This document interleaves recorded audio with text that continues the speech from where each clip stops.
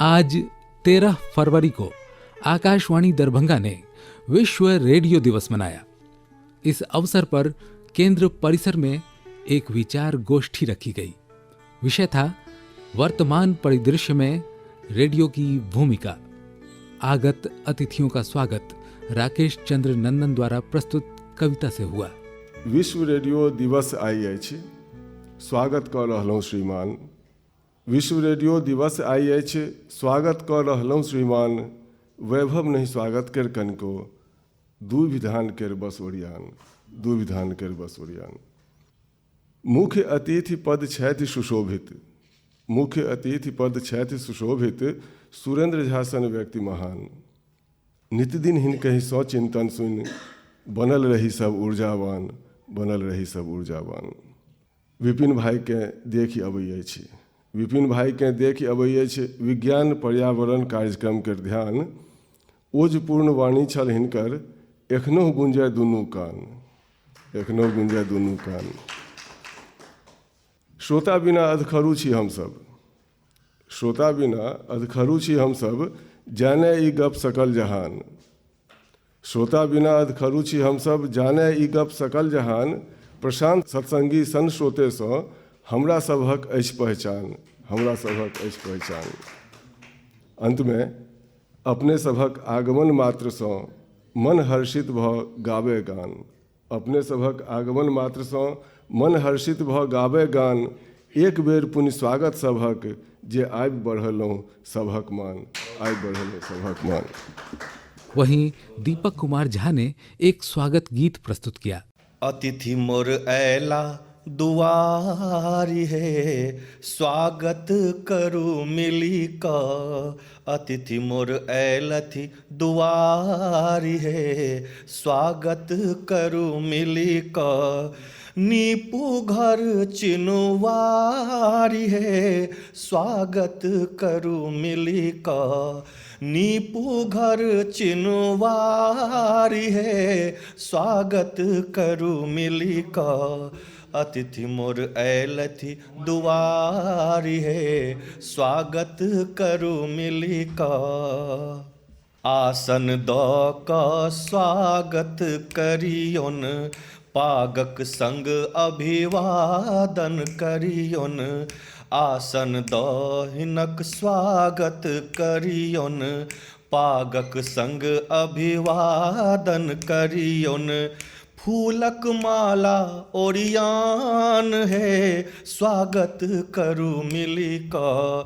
भक्ति श्रद्धा भक्ति सम्मान है, स्वागत करू मिली का।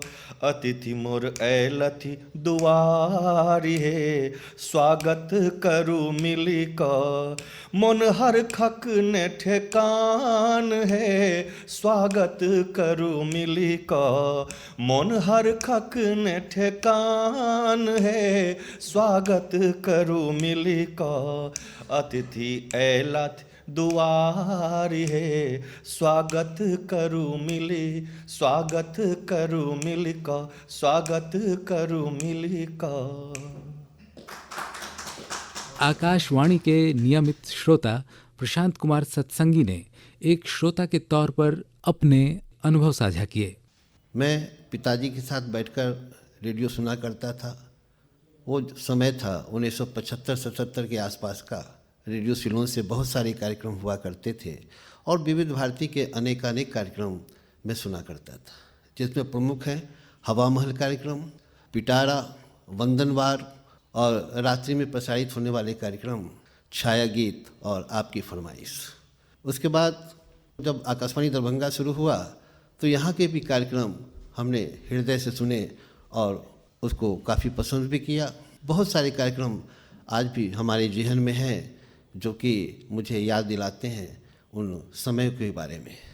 कुछ उद्घोषक उस समय थे श्री सीताराम शर्मा जी, दामोदर प्रसाद सिंह जी, नरेंद्र शुक्ल जी और भी अनेक ऐसे उद्घोषक थे जिनकी आवाज़ आज भी हमारे दिलो दिमाग में गूंजती है।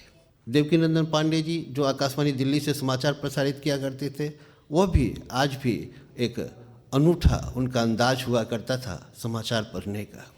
पटना से एक कार्यक्रम हुआ करता था, आज भी होता है, चौपाल, जिसमें मुखिया जी गौरीकांत चौधरी कांत जी और छत्रानंद सिंह झा जी, जो कि बटुक भाई के नाम से जाने जाते थे, और गीता बहन, और आकाशवाणी दरभंगा के जो कार्यक्रम हुआ करते थे गांव घर, उसमें इंदिरानंद सिंह झा जी, जो कि खुरखुर भाई के नाम से जाने जाते थे, शायद आज उस दुनिया में नहीं है। मैं हृदय से श्रद्धांजलि अर्पित करता हूँ उनके प्रति। और इस तरह बहुत सारे ऐसे कार्यक्रम हुए जिसके प्रति हम लोग श्रोता सुनते रहे हैं। एक श्रोता के रूप में जो बात होती है, जैसे फरमाइशी कार्यक्रमों के बारे में, तो हर श्रोता चाहता है कि उसके अधिक से अधिक कार्ड कार्यक्रम में शामिल हों। जैसे आजकल एक कार्यक्रम होता है हेलो फरमाइश, हेलो आकाशवाणी, तो उसमें भी हर श्रोता, लाइन एक ही है, नंबर एक ही है, लेकिन हर श्रोता कोशिश करते हैं कि मेरा कॉल हर समय लगा करे, लेकिन ऐसा संभव नहीं है। आज रेडियो का क्रेज उस स्तर का नहीं रहा इंटरनेट के ज़माने में, लेकिन इंटरनेट का एक फ़ायदा ये ज़रूर हुआ है कि आकाशवाणी दरभंगा की पहुंच पूरे भारतवर्ष में हो गई है। जब हम हेलो आकाशवाणी सुनते हैं तो हिमाचल प्रदेश से, छत्तीसगढ़ से, राजस्थान से, यहाँ तक कि कभी कभी जम्मू कश्मीर से भी फ़ोन आते हैं।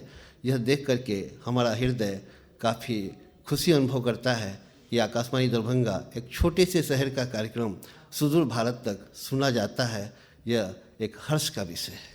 और भी कई कार्यक्रम आकाशवाणी में हैं जो कि प्रसारित होते हैं। चिंतन कार्यक्रम, जिसे मैं सुना करता हूँ, जो कि एक ऊर्जा प्रदान करता है, पूरे शरीर में एक प्रेरणा जैसी भावना उत्पन्न करता है, सारा दिन कार्य करने के लिए एक प्रेरणा देता है।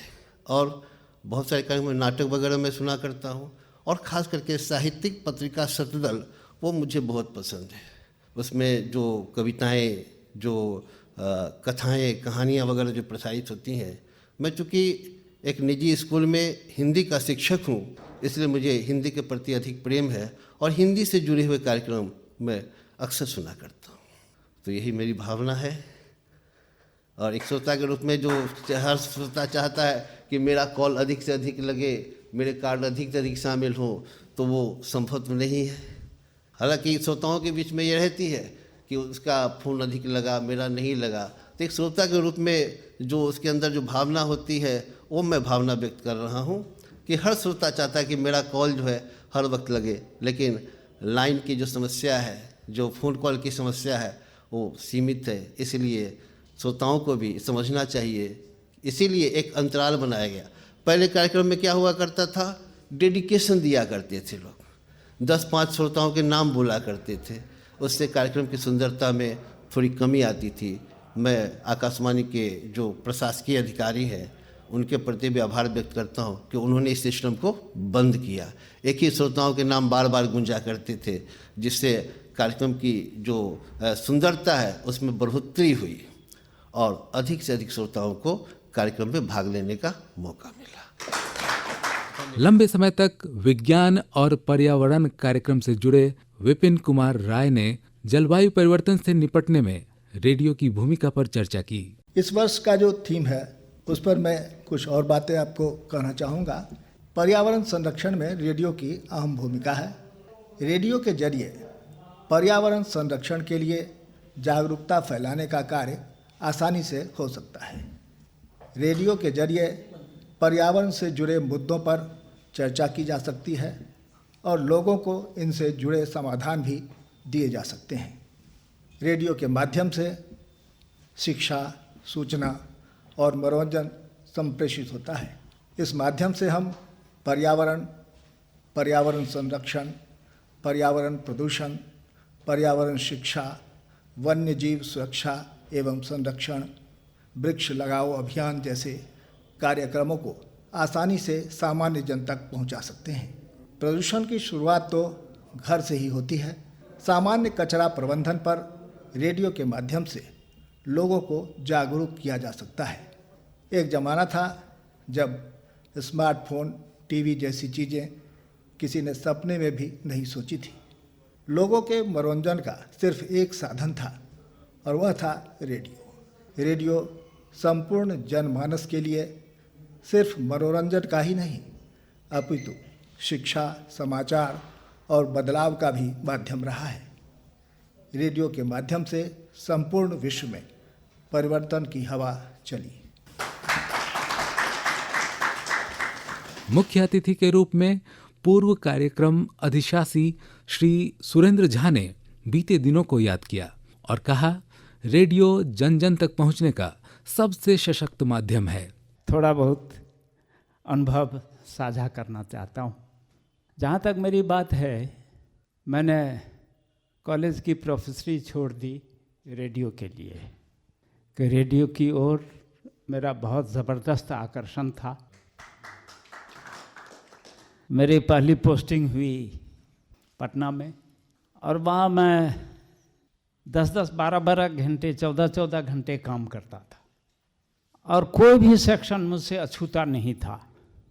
50-60 लोग हुआ करते थे प्रोग्राम साइट में वहाँ, लेकिन मैं तकरीबन तीनों ट्रांसमिशन में प्रसारण करता था। मुझे लोग तीनों ट्रांसमिशन में सुना करते थे। सवाल यह है कि आप जितने प्रसारण करता हैं उनके सामने क्रिएटिविटी का जो स्कोप ये मंच, मेरा मतलब आकाशवाणी से है, प्रदान करता है। शायद ही कोई ऐसा मंच हो जो आपको अपनी क्रिएटिविटी को लोगों के सामने लाने का उतना ज़्यादा अवसर देता हो जितना आकाशवाणी देता है, बशर्ते कि आपके दिल में इसके लिए सच्चा प्यार हो, एक ललक हो कि मैं अच्छा से अच्छा लिखूं, अच्छा से अच्छा बोलूं, ताकि लोग मुझे पसंद करें। मेरी तो अपने 26 वर्षों की सेवा में यही कोशिश रही कि मैं ज़्यादा से ज़्यादा लोगों को खुश कर सकूं। रेडियो जन जन तक पहुंचने का सबसे सशक्त माध्यम। आप टीवी को तो हर जगह नहीं ले जा सकते। मोबाइल के लिए आपको बहुत पैसा खर्च करना पड़ता है। आप सोच के देखिए, उसको रिचार्ज करने में कितने पैसे लगते हैं। रेडियो में तो सिर्फ बैटरी खर्च होती है और उसके ज़रिए आप इंफॉर्मेशन, एजुकेशन और इंटरटेनमेंट प्राप्त करते हैं।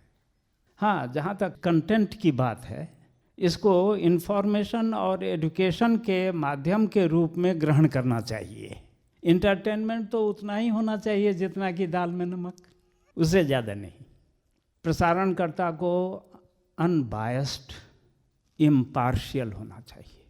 मुझे गालिब साहब याद आते हैं। उन्होंने अपने बारे में कहा था एक जगह, मेरा मसलक है सुलह कुल, हरगिज़ कभी किसी से अदावत नहीं मुझे। तो रेडियो में अपनी क्रिएटिविटी को सामने लाइए, ज़्यादा से ज़्यादा लोगों को खुश कीजिए, अच्छा लिखिए, अच्छा बोलिए, लोगों के दिलों में अपनी जगह बनाइए। प्रदूषण नियंत्रण और क्लाइमेट चेंज, जागरूकता की ज़रूरत है। क्लाइमेट फिर अपना रास्ता पकड़ लेगा। अभी जो डिरेल्ड हो गया है, क्लाइमेट की जो शिफ्टिंग हुई है, बैसाख जेठ में बरसात और सावन भादो खाली। जब पानी की ज़रूरत तब पानी नहीं, और जब पानी की ज़रूरत नहीं तो बाढ़ आए। ये तो क्लाइमेट चेंज का नतीजा है। क्लाइमेट की शिफ्टिंग हो रही है। रेडियो चाहे तो उसको जन जागरण के द्वारा उसमें प्रदूषण पर में नियंत्रण पाया जा सकता है। फिर ये क्लाइमेट चेंज, क्लाइमेट शिफ्टिंग की समस्या नहीं रहेगी। रेडियो ने ऐसा किया है।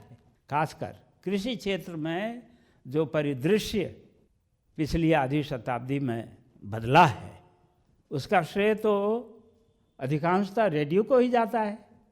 फार्म एंड होम सेक्शन ने, कृषि में जो ये क्रांतिकारी परिवर्तन भारत में हुआ है, उसका काफ़ी कुछ श्रेय उसी सेक्शन को जाता है।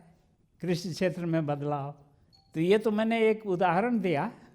आप लोगों की मनोवृत्ति को, लोगों के सोचने के ढंग को, लोगों के नज़रिए को रेडियो के द्वारा बदल सकते हैं।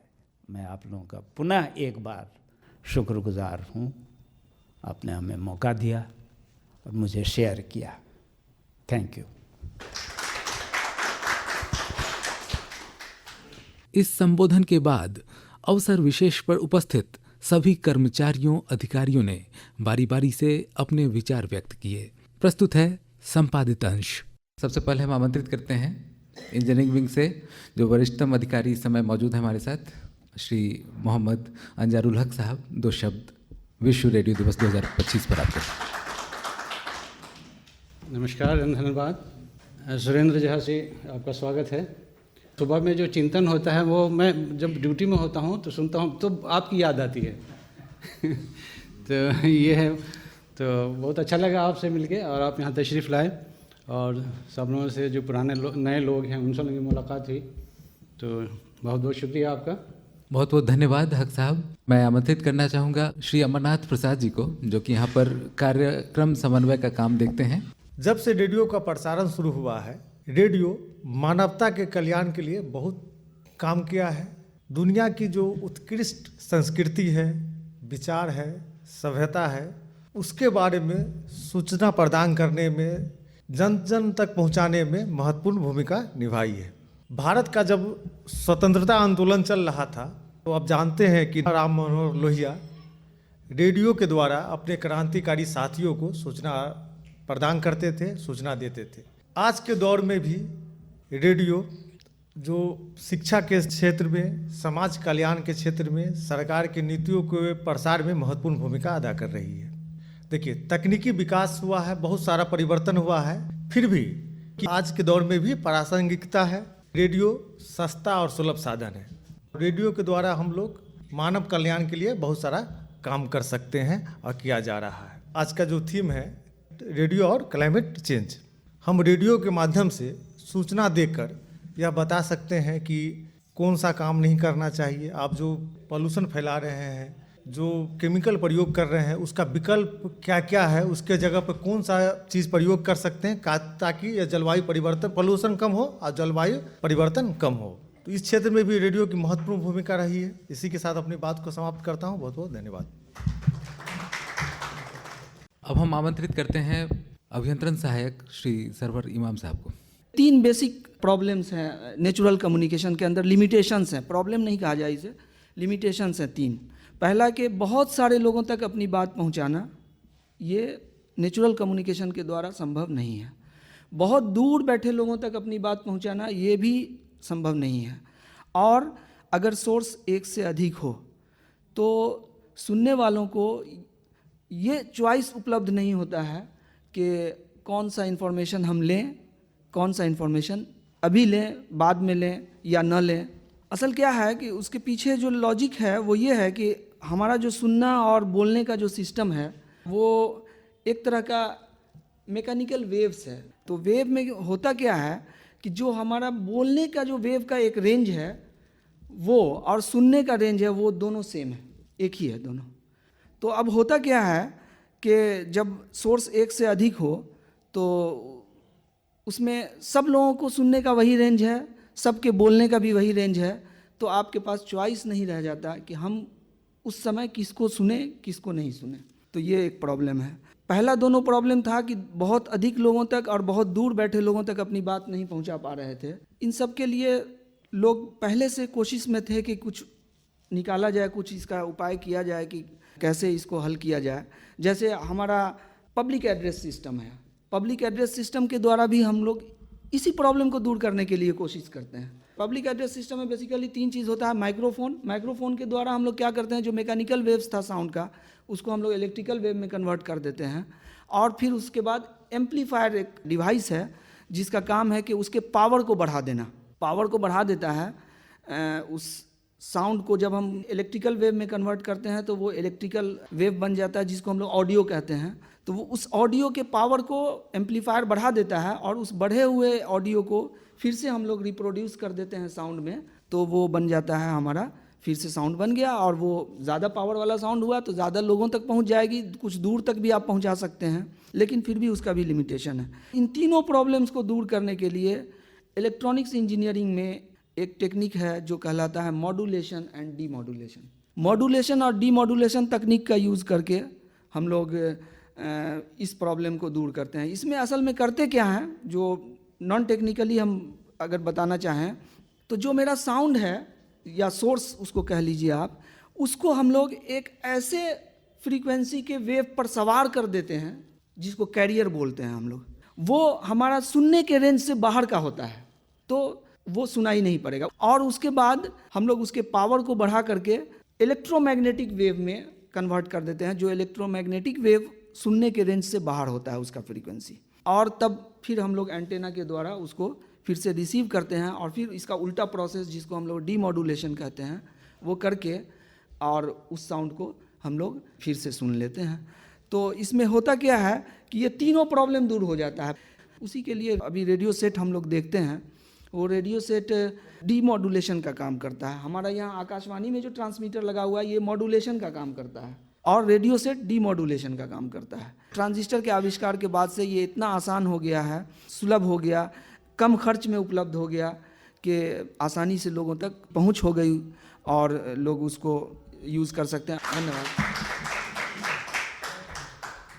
ये थे सरवर इमाम साहब तकनीकी पक्ष को समझाते हुए, रेडियो के पीछे जो मैकेनिज्म काम करता है। बहुत बहुत धन्यवाद आपका। आमंत्रित करते हैं श्री असद दाऊद साहब को। इस मजलिस में मौजूद तमाम साथियों और हमारे मेहमानान, और मैं ख़ासकर मेहमान खुसूसी सुरेंद्र झा, आप तमाम लोगों को विश्व रेडियो दिवस की बहुत बहुत शुभकामनाएँ। आज के समय में हमारे पास नो डाउट बहुत सारी दिक्कतें भी हैं, बहुत समस्याएं भी हैं, लेकिन इसके बावजूद भी हमारी कोशिश रहती है कि हम बेहतर से बेहतर तरीके से काम करें, अपने श्रोताओं को बेहतर से बेहतर कंटेंट पहुंचा सकें। इन्हीं चंद बातों के साथ आपसे इजाज़त लेता हूं। आगे हम आमंत्रित करते हैं टेक्निकल विंग से ही श्री पुष्पेश क्रांति जी। हमको लगता है कि जहाँ ये आकाशवाणी है हम लोग काम कर रहे हैं, तो इसमें तो दोनों पक्ष है, एक तकनीकी पक्ष है और इससे अलावा इससे जुड़े हुए जिसके आउटपुट हैं, जैसे हम प्रोग्राम करते हैं उसको समाज के लोगों तक पहुंचाते हैं, श्रोताओं तक। भविष्य में इसको लेकर चुनौतियां भी हैं। हम समझते हैं कि तकनीकी विकास के कारण थोड़ा सा इसमें मार्ग में आया है, इसके बाधा ये है, लेकिन चुनौतियां हैं। लेकिन हमें थोड़े तकनीकी रूप से भी मजबूत हो रहे हैं उससे। हम जैसे कि हम ऐप पर भी अब हैं और दूर बैठे विश्व के किसी भी कोने में रह के हम लोग इसको सुन सकते हैं। मनोज कुमार लाल जी को हम बुलाना चाहेंगे टेक्निकल विंग से ही, आप अपनी बात रखें। आज का दिन हम लोगों के लिए खास दिन है, रेडियो के लिए यह गौरवमयी दिन है। आज हम लोगों को ये शपथ लेने का दिन है कि हम रेडियो के कार्यक्रम को उत्कृष्टता प्रदान करें, हम अपना दायित्व को समझें, हम श्रोताओं को प्लीजर दें। हमारी जो सभ्यता, संस्कृति और परंपरा है इसको कायम रखने में, इसको आगे बढ़ाने में रेडियो की अहम भूमिका रही है, जिसको हम समझते हैं। और एक मनुष्य को जीवन में सफलता पाने के लिए एक पहला से लेकर अंतिम कड़ी तक का सारा पहलू का हमें जानकारी देता है। और हम मनोरंजन के क्षेत्र में, स्वास्थ्य के क्षेत्र में, शिक्षा के क्षेत्र में, रोजगार के क्षेत्र में, सभी क्षेत्र में रेडियो से हम लाभान्वित होते हैं। कार्यक्रम हेलो जिंदगी से जुड़े हुए हैं श्री संजय कुमार जी। आज विश्व रेडियो दिवस है। चुनौतियों की बात हुई, बहुत सारी बातें हुई। एक शेर से बात अपनी शुरुआत करना चाहता हूँ। थी खबर गर्म, गालिब के उड़ेंगे पुर्जे। थी खबर गर्म, गालिब के उड़ेंगे पुर्जे। देखने हम भी गए थे पे तमाशा मिल गया। देखने हम भी गए थे पर तमाशा मिल गया। रेडियो के बारे में दशकों से, कई दशक से, जब से दूरदर्शन, टीवी और बहुत सारे चैनल रिमोट के ज़रिए हमारे हाथों में आया, तो चुनौतियां तो उस समय से शुरू हो गई थी। लगा जैसे इसके दिन लद गए, अब कुछ बचा नहीं, रेडियो ख़त्म। लेकिन ऐसा हुआ नहीं, बल्कि इस चुनौती को रेडियो ने बड़े ही अच्छे ढंग से लिया। अच्छे परिवर्तन हुए, अच्छे कार्यक्रम बने। आज 1000 चैनल हैं, 1000, फिर भी रेडियो हमारे पास है। अब इससे बड़ी बात क्या होगी? रेडियो की सबसे बड़ी खासियत जो है वो ये है कि गृहिणियाँ रसोई में खाना बनाते हुए, विद्यार्थी पढ़ाई करते हुए, बुजुर्ग अखबार पढ़ते हुए, हर कोई किसान किसानी के कार्य करते हुए रेडियो सुन सकते हैं। मितेश कुमार मिश्रा जी मेरे सहयोगी हैं कार्यकक्ष में, साथ ही साथ कई कार्यक्रमों में उनकी सहभागिता रहती है। दो शब्द उन्हें भी कहने के लिए आमंत्रित करता हूं। मितेश जी। सबसे पहले आप सबको वर्ल्ड रेडियो दिवस की बहुत बहुत शुभकामना। आज इस गोष्ठी के माध्यम से हम सबको एक बार फिर से अपने पूर्व कर्मचारी और तमाम सहयोगों से मिलने का भी मौका मिला। आज हम सबको जीवंत रूप में ये भी जानने का मौका मिला कि एक लिसनर हमारे पूरे कार्यक्रम की मेहनत को किस तौर पे देखता है, और साथ ही साथ ये भी जानने को मिला हमें कि पूर्व के कार्यक्रम में जो थीम हुआ करता था वो कैसा था, किस हिसाब से था, कैसे था, और हमें और क्या क्या सुधार करने की इसमें आवश्यकता होती रहेगी। हम कोशिश करते हैं कि वर्ल्ड रेडियो डे पे एक बार फिर से आकाशवाणी दरभंगा में जो कार्यक्रम हम सब निर्माण कर रहे हैं उसमें और बढ़ोतरी हो, अच्छी तरह से हम लोग कर पाएँ। साथ ही साथ इस तरह की गोष्ठी होती रहनी चाहिए, इससे विचारों का आदान प्रदान होता है, ये जानने और सीखने को मौका मिलता है कि हमें क्या करना चाहिए। और अंत में 2 लाइनें कहना चाहूँगा कि किसी शायर ने कहा था कि जिंदा रहेंगे तो मिलते रहेंगे, मैं कहता हूँ मिलते रहेंगे तो जिंदा रहेंगे। धन्यवाद। राकेश चंद्रनंदन जी, आपको आमंत्रित करते हैं। बहुत रास चर्चा भेल एहिठाम वर्ल्ड रेडियो डे पर जखन हमरा लोकनि छी एहिठाम एकटा गोष्ठी में, 2टा हमरा अपन प्रोग्राम याद आबि रहल है। एकटा तऽ हमरा आबऽसँ पूर्व आ एकटा एखन वर्तमानमे कनिए दिन पहिने माझी कऽ के एकटा प्रोग्राम आयल छलै। बाढ़िके समयमे जखन कोशीमे बाढ़ि आयल रहै ओहि कालमे माझी कार्यक्रम एक दोसरासँ जे सूचनाके आदान प्रदानके बहुत पैघ माध्यम बनल छलैए, आ ओ हमर दरभंगा आकाशवाणीके एकटा बहुत पैघ उपलब्धि छै ओ माझी कार्यक्रम। तहिना दुबे-सरके समयमे कोरोना जखन एलै तऽ ओहि समयमे हमरा लोकनि कोरोना को हराना है ई कार्यक्रम हमरा लोकनिके लिए प्रसन्नता एहि गप पर होइ छै जहन केओ कहै छलखिन हेँ जे नहि काल्हि जे अहाँके हम गप केलहुँ आइ हमरा लग दवाइ पहुँच गेल। ओहन लेडी केओ जिनका लग बूढ़ छथिन, हुनका बाहर नहीं जा पबै छथिन, PHC से हुनका लग जाकर दवाइ पहुँचा देल जाइ छलनि हेँ मात्र हमरा सबके माध्यमसँ ई कहलासँ जे अगर बगलमे केओ कोनो PHC छै तऽ डॉक्टर साहब ध्यान दिए या ओहिठाम जाकर जे छै से एना एना छथि, बीमार छथि, हुनका दवाइ पहुँचा देल जाए, आ पहुँचै छलनि हेँ। तो हम एकरे सबसँ पैघ उपलब्धि मानै छी। इस गोष्ठी में आकाशवाणी दरभंगा की स्थापना के 50वें वर्ष में प्रवेश पर सबने हर्ष जताया। इस आयोजन पर आधारित रेडियो रिपोर्ट अब यहीं संपन्न होती है। मुझे विनीत कुमार ठाकुर को दें अनुमति। सभी श्रोताओं को विश्व रेडियो दिवस की ढेर सारी शुभकामनाएं। आकाशवाणी दरभंगा, सुनते रहिए।